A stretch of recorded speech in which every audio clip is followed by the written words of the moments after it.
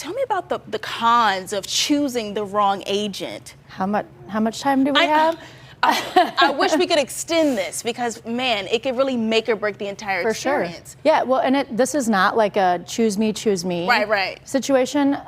There are a lot of really, really good agents in St. Louis, but sadly, there are more really, really bad agents. And so it's huge. I mean, it could be the difference of $10,000, $15,000, $20,000 more than that. And that's a big, big deal. And so I think oftentimes, people are like, oh, I have a cousin's neighbor's dog walker that's an agent, or hey, I have someone that's willing to do it at a discount. And that sounds fine, but I don't think people realize what goes into helping a buyer win and helping a seller win when it comes to buying and selling. When we break down what it actually takes, you're encouraging more strategy and less of a sales pitch.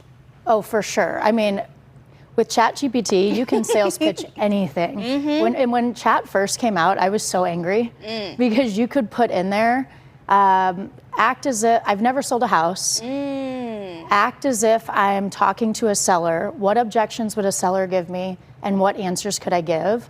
And it gave exactly what to do. And I was like, throwing the phone because I'm like, how is this possible? Like, we work so hard to do this. But there's a difference between saying and doing. And so I think with technology, people can say the right thing in appointments. Right. And so buyers and sellers really need to do their homework, and they need to say, great, now show me. So show me your stats, show me this, show me that. And so I think it's for buyers and sellers, it's asking more questions. And so for people watching, if they're like, well, I have an agent, or I've had one I've used for a long time, but what questions should I be asking?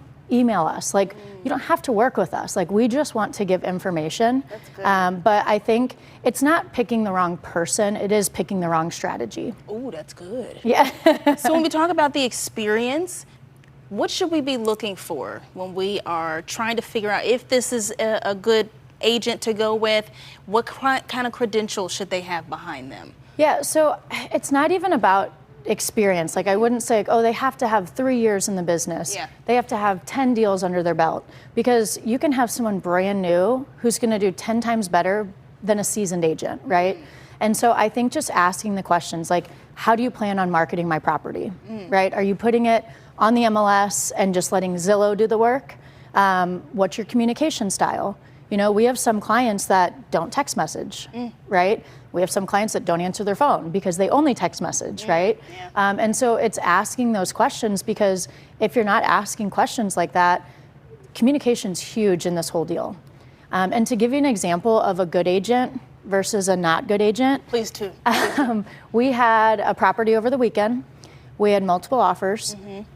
We had, showing started on Thursday. We had an open house Sunday. I hope this agent isn't watching,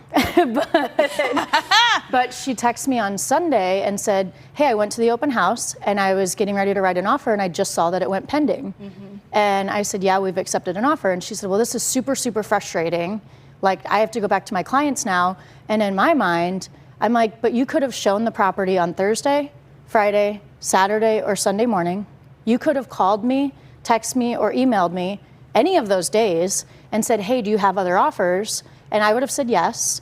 I mean, I can't go, I wonder who's showing the house, and just mess it. I mean, I have no idea she was showing, but she was frustrated with me, but it was really her lack of communication. Yeah. And the sad thing is, her buyer has no idea that they lost out on the house because their agent didn't communicate. Ooh. And that is the thing that hurts, is it's like most buyers and sellers don't understand what they're missing out on, because it's all about the communication between the two agents. So I would say strategy and communication are huge. Lauren, you're dropping some gems again. I'm really excited that we have you doing this series of just really helping us and educating us on all things real estate.